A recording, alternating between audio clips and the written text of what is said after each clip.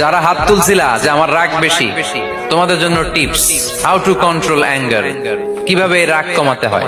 আল্লাহ রাসূল সাল্লাল্লাহু আলাইহি ওয়াসাল্লাম এটাও শিখিয়ে দিয়েছে। শুধু হুজুরে কইছে সুবহানাল্লাহ। সুবহানাল্লাহ বললে কি গুনাহ হবে? একবার সুবহানাল্লাহ বললে আকাশের জমিনের মাঝখানে সব ফাঁকা জায়গাটা সওয়াব দিয়ে ওই সওয়াব আল্লাহ আপনার আমলনামায় ঢুকায় দিবে। খুব চালাক এই এলাকার লোকেরা, সওয়াবের কথা শুই না, লাভ শুই না। সুবহানাল্লাহ, লাভ আছে যেখানে আমরা আছি। তো হাউ টু কন্ট্রোল অ্যাঙ্গার, কিভাবে রাগ থামাবো? যেহেতু মুত্তাকিনদের 2 নম্বর বৈশিষ্ট্য হল কাযিমিনাল গায়জ,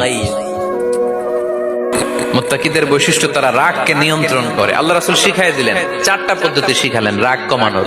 কয়টা মনে থাকবে? অ্যাপ্লাই করবো এগুলো, দেখবো আজকে থেকে রাগ কমে কিনা।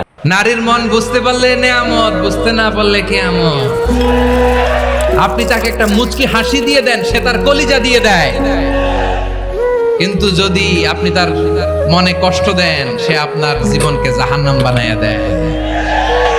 এজন্য প্রিয় ভাইয়েরা, জীবনে যদি বারাকা অর্জন করতে চান, নিকট